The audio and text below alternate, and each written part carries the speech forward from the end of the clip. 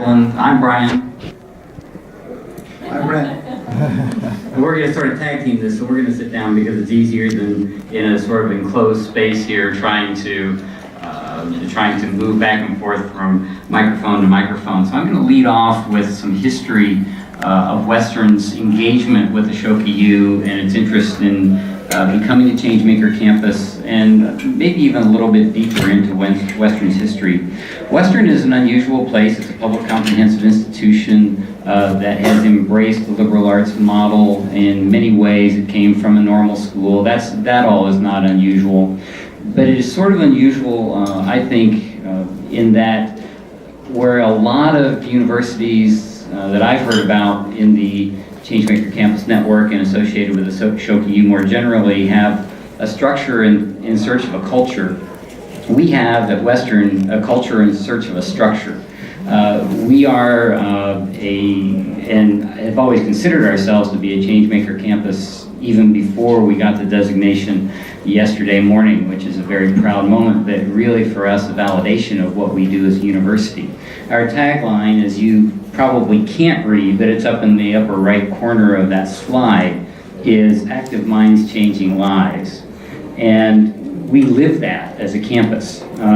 We are a group of people who's dedicated to helping students turn their active minds into life-changing experiences and life-changing careers, not only their own lives, but those of others. And that tagline came not from internal to the university, but external to the university as we were doing branding research and things such as that. A very intensive set of research along the lines of what is Western's brand. And this was what was told to us from outside the university, that this is what we were. Well, we embraced it, but it was very much of that.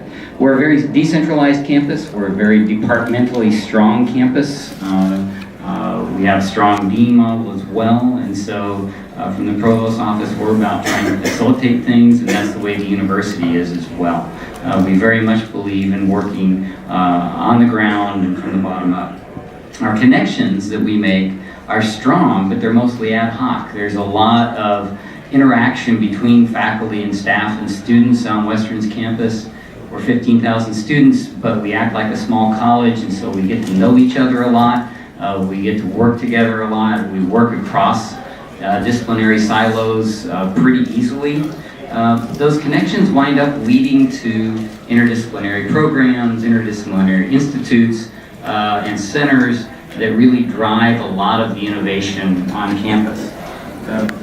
However, that being said, and that orientation that we have, the resources that we have historically, and by historically I mean for 40 or 50 years, been dedicated very much to direct instruction, to the key instructional part of the university. To the point where 30 years ago we made the decision during a set of budget cuts not to cut faculty positions, and we've been penalized for it for the last 30 years, because when the state legislature decided to restore some funding to higher ed, they restored faculty positions. We didn't cut them, the rest of the universities did. So we actually fell behind in per student funding because of making that decision, doing the right thing. And that definitely is a no good deed goes unpunished story.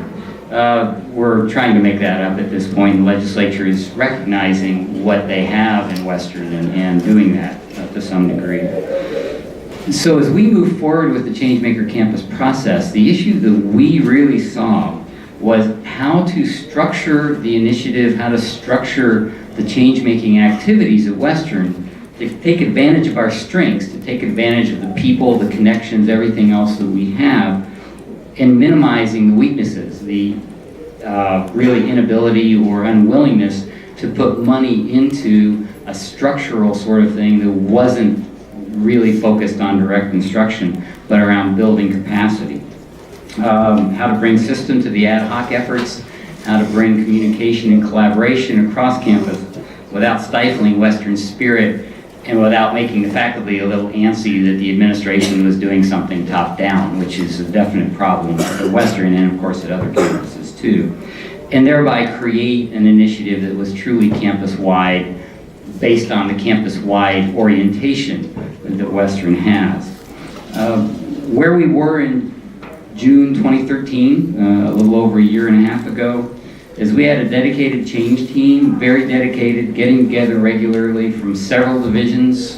We had around 25 people on our change team, somebody from each of the 5 divisions at Western. We had some change leaders, myself included, who had great passion, but who also had 40 or 50-hour-a-week day jobs, and were trying to fit this in with everything else that they were doing. We had great student passion. Students tend to drive what we do at Western. Students are very interested in social change there. Western is now for 3 years running the highest or the #1 mid-sized university in Peace Corps volunteers, for example.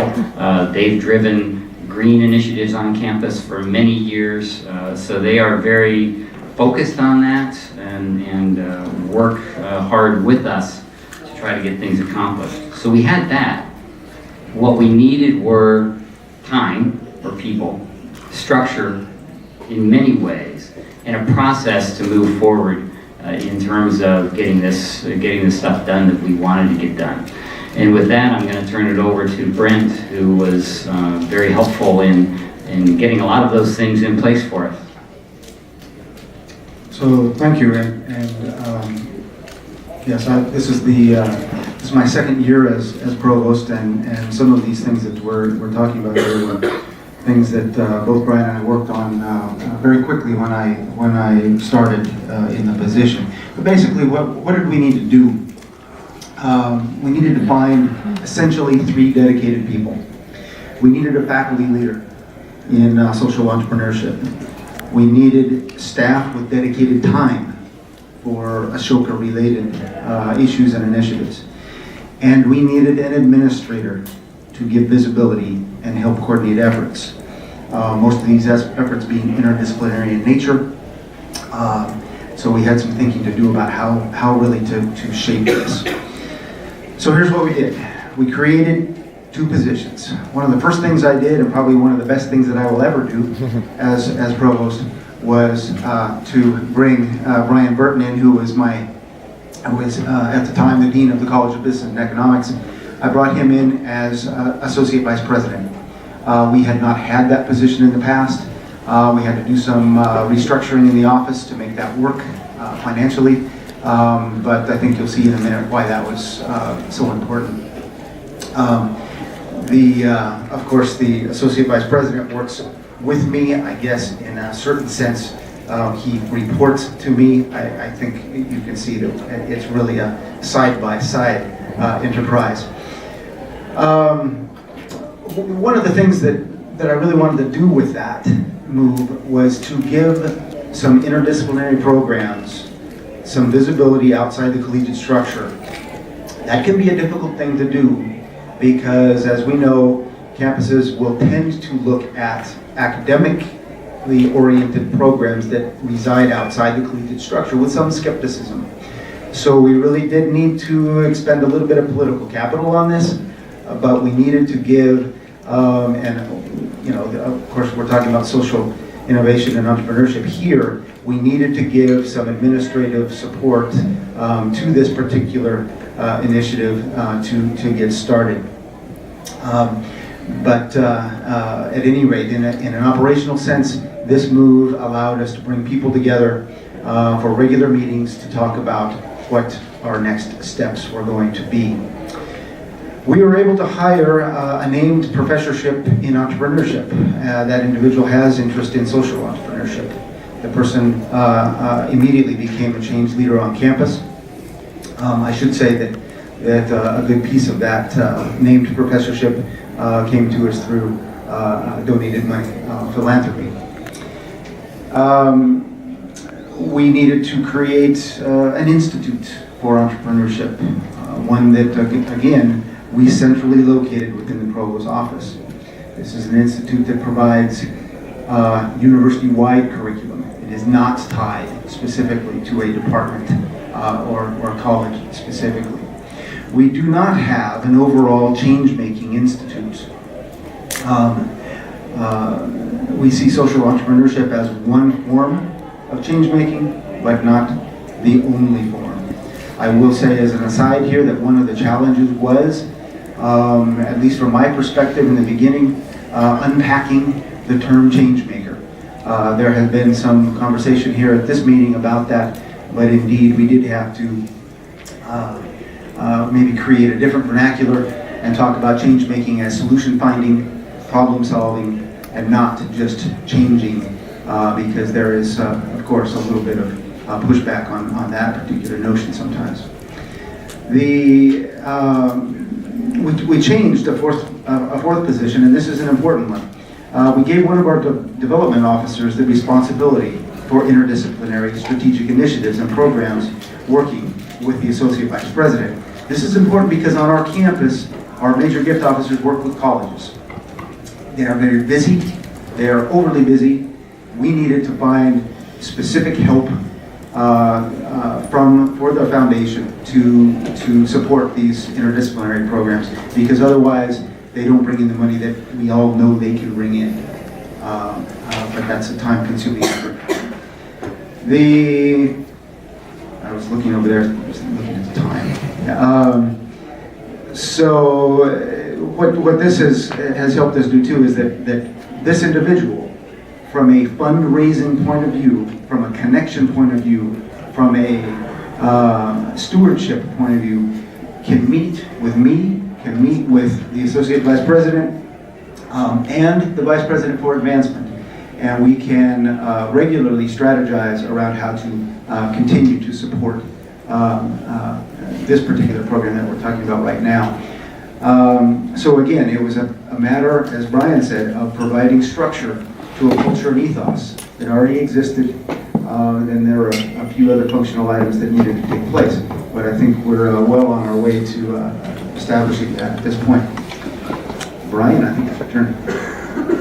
Thanks, Brent. A couple other things we did. We created a provost fund with state money for innovation within academic affairs. We put $250,000 a year into that. It's one-time money that we can use to support people on campus who are doing interesting and innovative things. And we hope that by supporting them, we can get them to be financially self-sufficient, either through making the case for state money, or through bringing in private money, or through creating self-sustaining programs.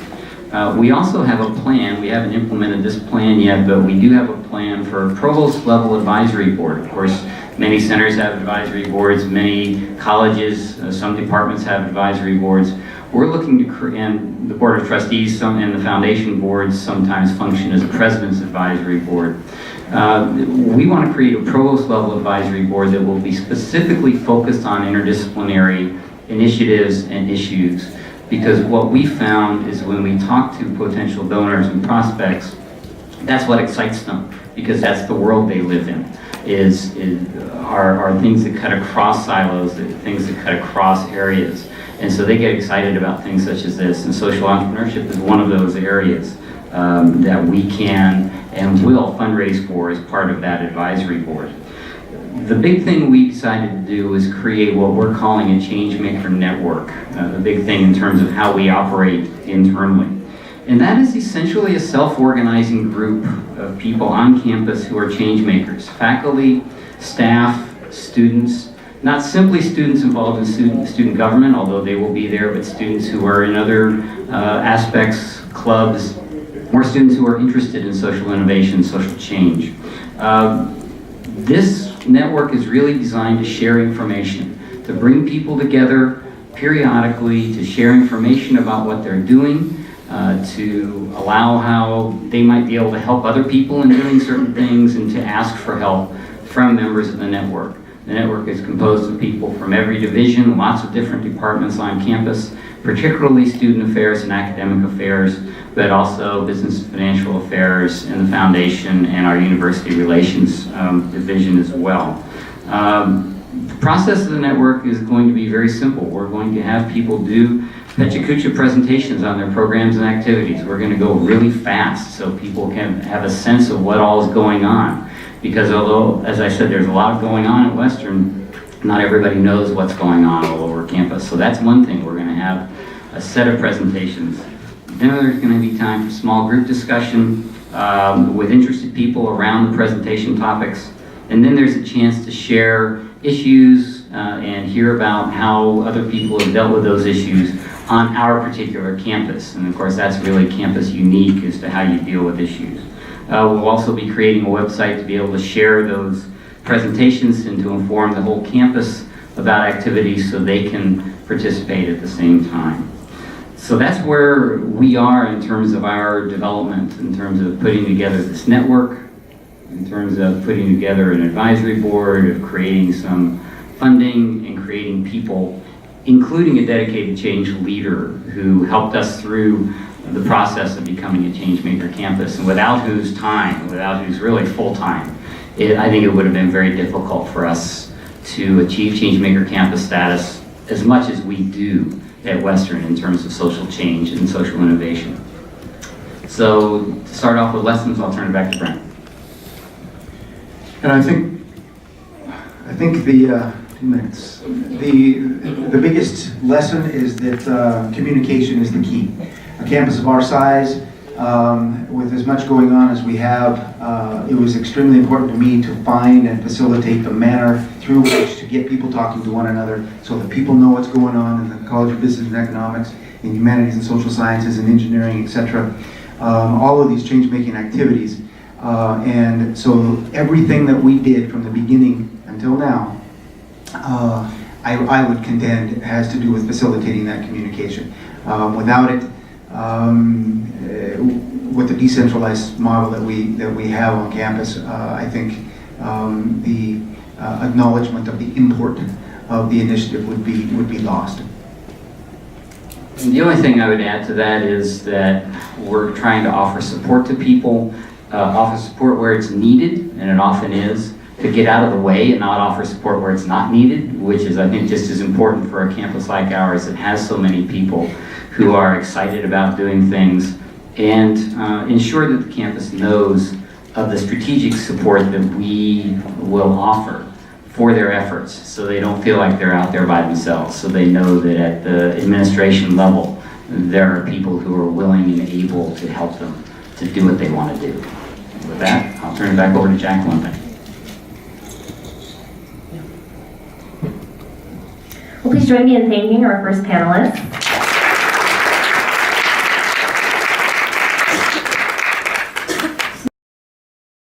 I think it's really appropriate that we open today thinking about this culture that's in search of structure and thinking through the positions that are required and the networks that are required, whether it be the Changemaker network, working more closely with a development officer, empowering a faculty leader, identifying that administrative support.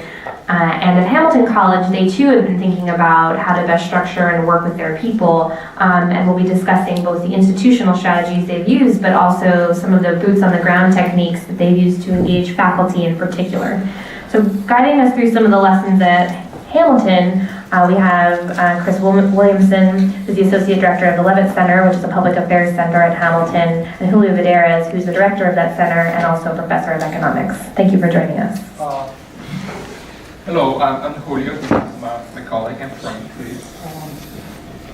Hamilton College is a liberal arts college. As such, we have some challenges we face when we try to promote social innovation and social entrepreneurship.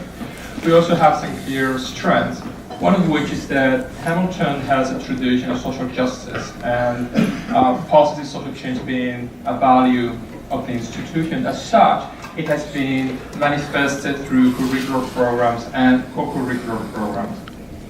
In particular, Chris and I work at the Levitt Center. It was founded in 1979, and from the beginning, its goal was to encourage students to engage in public service. When Chris and I started talking together, we were wondering how public service looks like in the 21st century. How do we encourage public service now? The Levitt Center had already two big pieces of the puzzle: engaged citizenship and public scholarship. When I started as director, we also were very fortunate to be able to start programming around transformative leadership. But there was something missing, and that piece that was missing was social entrepreneurship, was social innovation. So we started to work on that, and to be honest, I think it's fair to say we didn't have a master plan. We knew what we were doing, but not quite. Maybe I shouldn't say that, since I think the dean of faculty is here. So probably I won't get a raise this year. We did not have a master plan. We moved quite intuitively and with our knowledge of the institution. That in Expos, it's clear to us that we can talk about 4 larger strategic principles we use, and I'm going to borrow some language from L. David Brown, who wrote an article in the Stanford Social Innovation Review titled Bridge Building for Social Transformation, and it says that in the last issue, and I recommend you read it. And I will read these 4 principles clockwise, starting with shared purpose. When Chris and I started to talk to other people, faculty, students, staff, administrators, about the need to promote social entrepreneurship and social innovation on campus, what was clear to us is that we have to ground all those efforts into basic institutional values and basic characteristics of the institution, and to base it on the educational goals of the college. So we were always going back and saying, listen, this is what we want to do as a college. This is our goals. This is what we care about. This is part of our ethos. And social innovation is going to help us to reach there. So whatever is the conversation we had, we always grounded that into social values in the institution. I think that's very, very important if you want to engage people in your own places, just to go back to the very basic that no one is going to dispute. So people are going to dispute the language sometimes, and no one is going to dispute the very basic principle of your institution. So we use the educational goals to start the conversations. Then we try to personalize relationship. We emphasize the language that we think is useful, the language of social innovation and positive social change, but we also adapt the language to the person we are talking with. In a sense, we are multilingual. We use the same basic principles, but we adapt the language to the person we're working with. And we do so partly strategic, but also with an explicit sense that we want to respect differences. We want to be aware and respect and rely on the heterogeneous abilities people have and difference in preferences and personalities and skill sets. And that's not a challenge, that's actually an asset. We don't want people to be part of, cookie cutting, right? It's not the same, people are different. We want to use those different in a productive way, and we want to rely on the skill sets, their passions, their engagement, and what they care about, again, but grounded in the basic institutional values. What that allows us to do is the third part, is to generate trust. People will start to trust us, to generate credibility about our programming and our intentions. That this is advancing the goals of the college, not advancing the goals of one specific office. And that also allows us to empower people to do what they do best, and that is the upfront boundary leadership. Chris and I were more than willing to give up that sense of leadership when we have to, when it seems that it's appropriate, and let other people participate in decision making in very meaningful ways.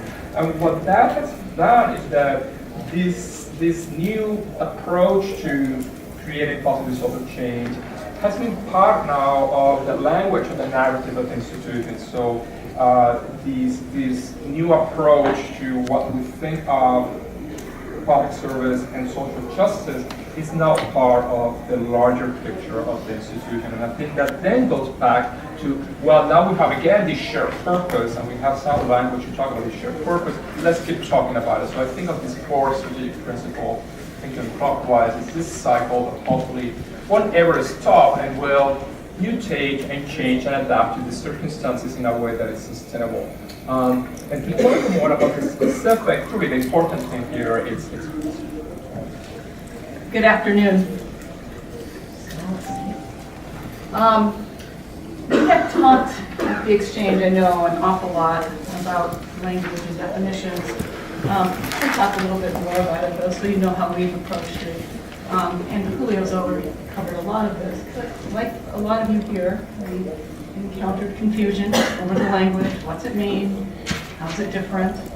Skepticism. This sounds corporate, or it sounds like branding, or it sounds silly, whatever. And sometimes a deeper skepticism about what we're actually up to, enterprising.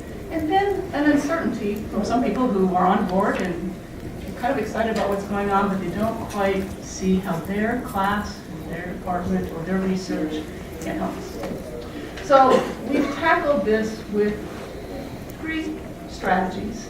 We're a small place, we know most people, so one-on-one conversations have been the way that we've gone. I know it's really time-consuming, but it's been very effective for us. As Julio said, it helps us build trust, gives us a chance to carefully listen and to really see where the objections are coming from and where the ideas. I learn a lot from these conversations, dispel misconceptions if they're there. And we happen to have very creative and committed faculty, and these conversations often take unexpected and promising turns. On Monday, I was over in the Science Center and ran into a computer scientist. We started talking about this stuff, and all of a sudden we're talking about how it would be really important for social innovators to understand how algorithms work. I don't know where that conversation is going, but I know it's probably going to continue, and it's something that's exciting and interesting. Secondly, we eventually settled on some clear and simple definitions that we use with most people. As Julio says, we are multilingual and we'll use different language as necessary. But for the most part, we became comfortable using the language of changemaker, choosing to use the language of innovation a little bit more than entrepreneurship, and to use the word empathy a lot. And that's been great for us to make connections with the humanities. And then we just kept with it. Persistence, right? People get used to it. And even though I have these conversations every week, I do think the issue is starting to fade a little bit.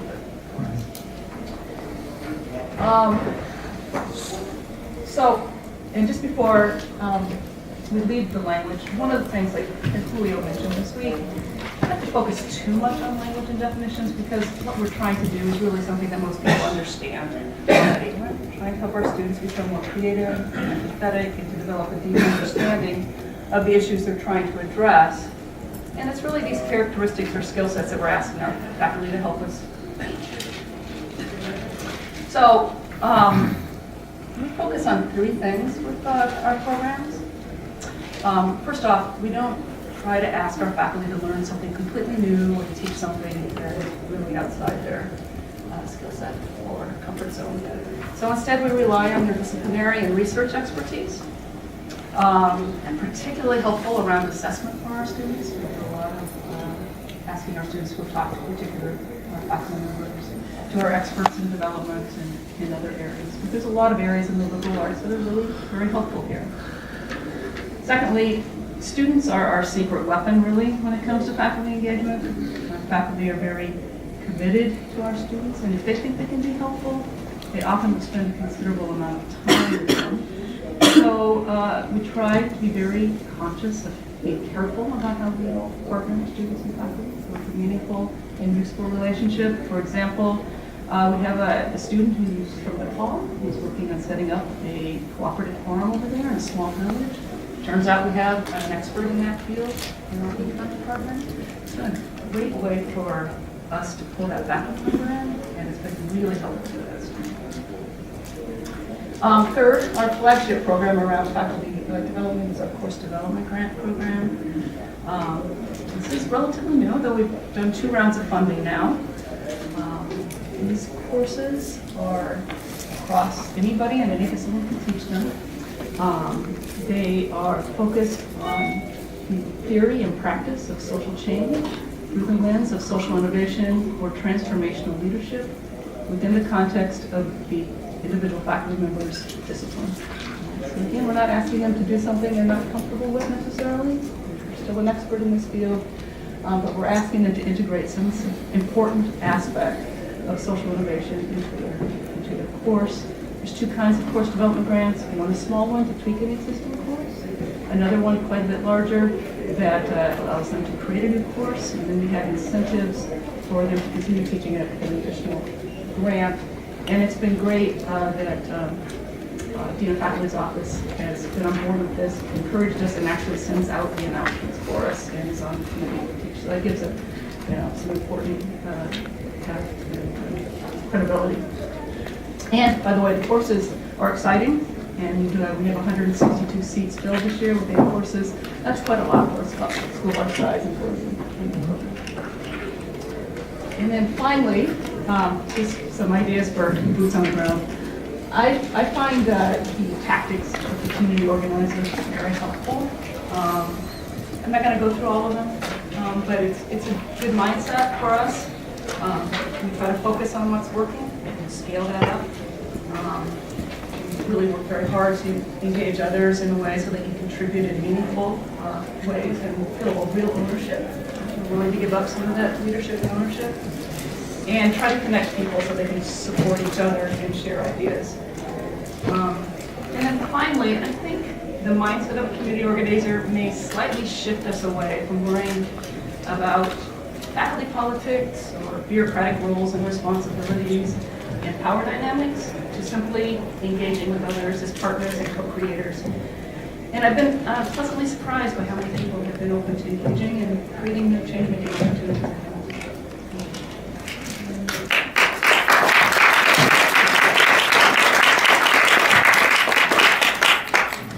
San Diego, and USD received their Changemaker designation about 4 years ago, and they'll be sharing a model that they've developed after receiving the designation. And something that I really appreciate is that across various stages, when you're first thinking about becoming a Changemaker campus, when you're working through the application process, immediately after celebrating the designation, and then 4 years down the road, there's always work to be done. And so from all of this panelists that we've heard from today, we can see that it's a never-ending journey. And so I'd like to turn it now to Sandra, the director of the Center for Educational Excellence, and also a professor, and Kevin, associate professor also at USD, to share about those lessons that they've learned since receiving the designation. Thank you, Jenna. Okay, so just a little bit about our university. We are a liberal arts institution. We are a Catholic institution located obviously in San Diego, California. So we have, we were designated a Changemaker campus around 4 years ago. And as you can see from this slide, there are a number of things that have been happening on our campus since that time to really try and get some work going throughout the campus on Changemaker. And so things like the Changemaker Fest that we have student scholarships, we have summer fellows, so a variety of ways for both students, faculty, as well as staff to be engaged with the Changemaker identity of our university. And of course, there are other entities on campus outside of the Changemaker Hub that we have that are involved as well. And so one of the things that we were talking about with, at the time, the director of the Changemaker Hub, we have a new director now, but at that time, after the designation, was how do we get more faculty engaged outside of the School of Business and the School of Education in this idea of change making, so that the language of social entrepreneurship, the language of social innovation were things that faculty outside of those disciplines really didn't understand, they didn't know how to talk about, and certainly how do they infuse that into the curriculum for their students. And so what we talked about at that time with the director was having conversations, deep conversations with faculty about this. And so we came up with an idea that my center does for faculty development, which is to have learning communities. And so we sent out a call for individuals, and these were not just faculty, but also administrators and staff who were interested in forming learning communities around this idea of change making. and what that might be for our campus. And particularly, what that might look like as an academic endeavor for our campus. So we sent out a call, and we actually had enough people reply to the call that we were able to form 2 separate learning communities around this topic. Now, I was facilitator of one of those communities, and that's what we're going to be talking about today, is what we did as a learning community and what we developed as a learning community. So our underlying questions were, what does it mean to be a changemaker campus? And what is change making? And so my group that I worked with decided that we really wanted to develop something that would help provide a framework for people, and particularly faculty when it comes to their students, and how they might envision this in their classes. So we wanted to develop a language that was inclusive and that faculty from a variety of areas around campus would be able to embrace. And also a model that they could use to develop courses, develop learning outcomes for those courses, and approaches they might take for their curriculum. And that's what we're going to be focusing on today. Now, I'll just very briefly mention a few of the different concerns that came up over the course of the 2 or 3 semesters that this group was working together. We're using this visual of a billboard that was created by the university to promote the Changemaker designation as a point of departure for these concerns. When you look at this billboard, you try to think about what is the message that it conveys. One of the first things, and of course this is just one interpretation, is when you ask, who are the change makers? We are the change makers, right? That means that you aren't the change maker necessarily. Maybe the community member isn't necessarily a change maker. Maybe the other isn't a change maker. We are the change maker. So there is this question of who are change makers? And again, this is one interpretation of how that billboard might be interpreted. From there, when you think about what change making is, again, one interpretation might be that change making means that we want to blue wash walls. We want to cover up what might seem to be old and ugly, to embellish different things, to make the texture flat, right? So there's this question of homogenization of difference that we might be projecting without having that intention, right? So that was one of the major concerns that came up out of this. These concerns obviously are related to the way in which the changemaker identity is being branded by the university, and the ways that it's interpreted both within the university community and beyond. So it's a question of branding, billboards, and buy-in. A lot of faculty members, a lot of community members, a lot of students obviously resist this message. So that was something that we were very concerned of in our professional learning community. Another issue that Sandra's already mentioned is the paradigm of social entrepreneurship, the paradigm of that model as being what change making is, and it being seen in a very limited way. Some of our other presenters have already gone a little bit into how that really can be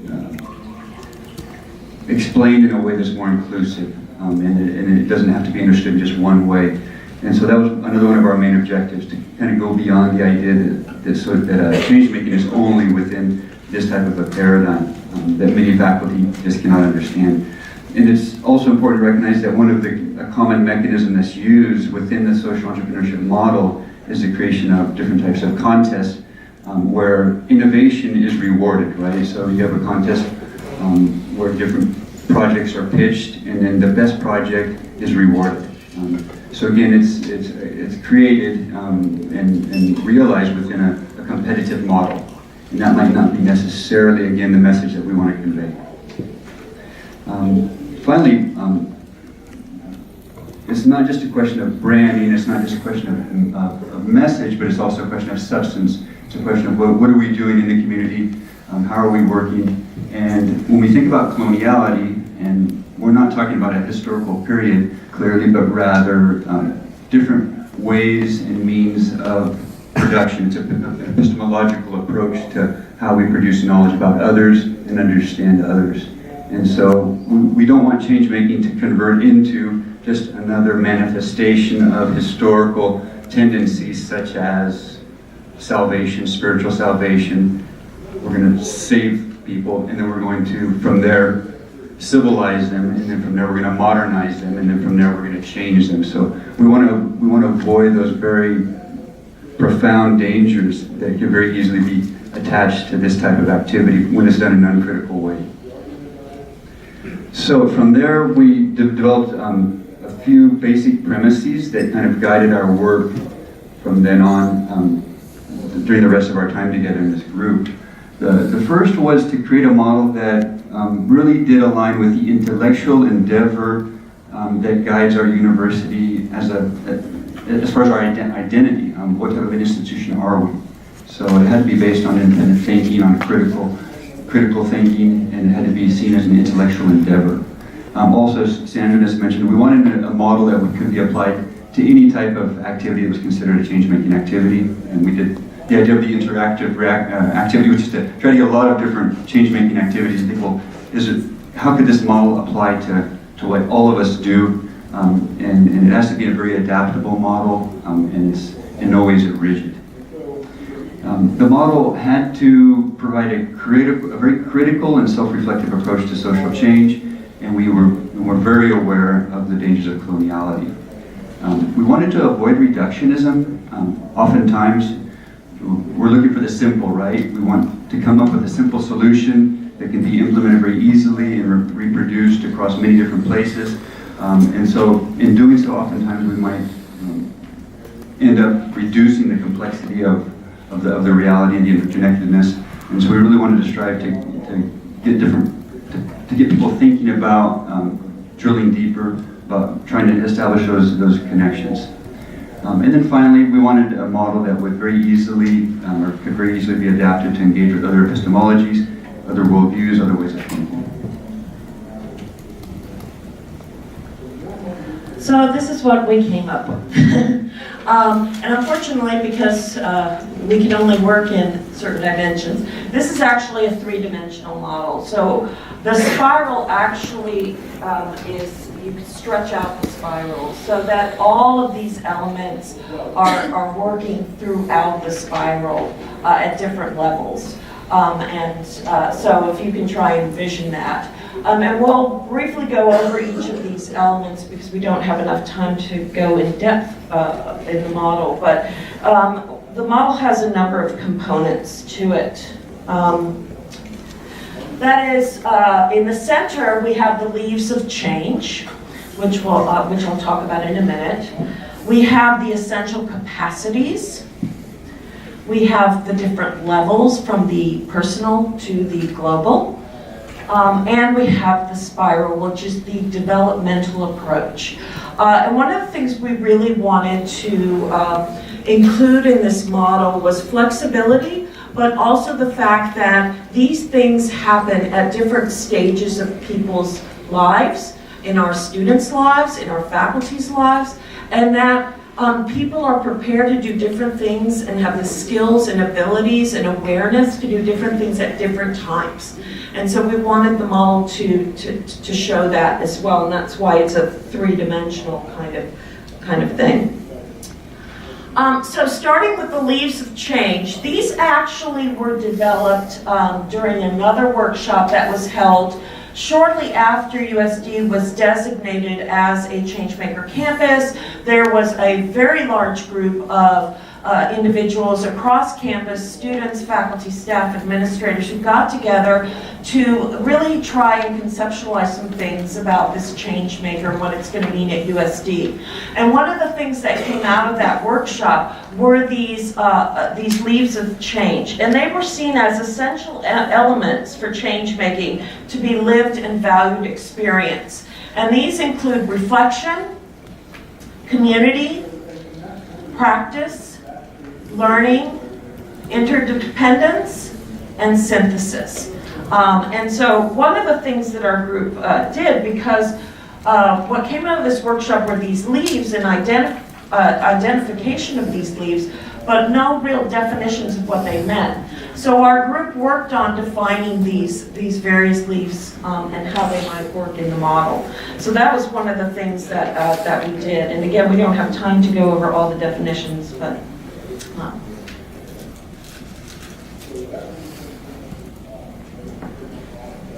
And I'm going to go even faster with the capacities. Again, trying to respect the time limitations. The essential capacities are seen as elements that need to be functioning, all of them in different ways at the same time in order for change-making activities to be fully sustainable and enduring and meaningful. So the idea is that one could enter this model at any point and within any of the different capacities, but in order to really create a holistic change-making activity, it would need to engage and make all of these different levels operative. And again, this is at the individual level, it could be at the organizational level, and it takes place at all these different levels with regards to personal, local, global, and all of the intermediary levels, regional, state, etc. So just very briefly, when we're talking about the capacities, it's on the outside, that outside circle. There's 7 different capacities. Discovery, seen as the earliest recognition that something needs to be different, bringing the situation into one's consciousness. Awareness, the capacity of turning inward, the encounter of the external surroundings and situations with one's own beliefs and values. Systems, unified connections among the interdependent groups of items. Issues are studied as produced by and within different systems. Mission and values, a set of beliefs and core ideas of the individual or identity. The question of the integration of the individual and group mission and values. Structures are what give form to the relationships among the different items within the system. They're material and immaterial, and they can either facilitate or impede change. Action as energy, momentum, trajectory, the physical realization of change within the system, and finally embodiment, alignment of beliefs, actions, and words. And again, this isn't a sequential group of items, but rather one could enter this at any point. As far as the different levels, we've mentioned them. And with regards to the spiral, we decided to use Fermat's spiral, which we haven't actually integrated into the model itself, the visual representation. But we chose Fermat's spiral because it does include a spiral within a spiral. So it's very symbolic of this continuous relationship that takes place within change-making. It's not something that has a clear beginning and a clear end, and it goes on, it's ongoing.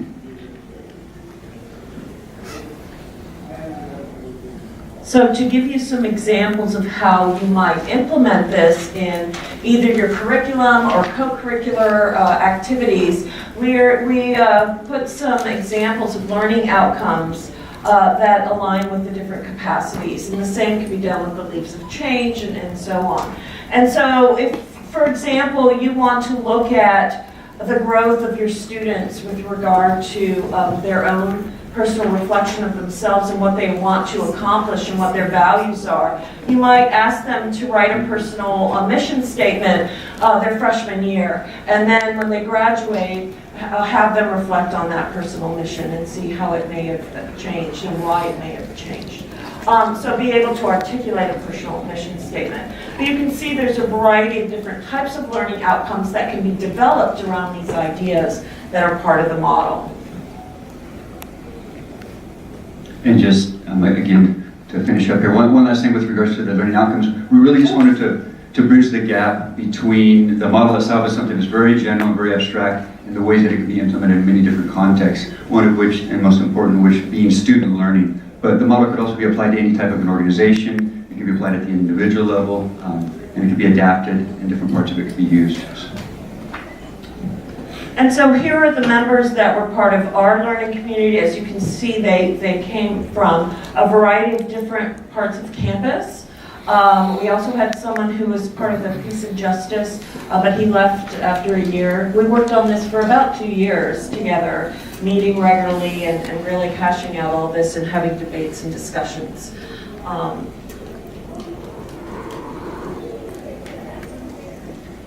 Thank you very much.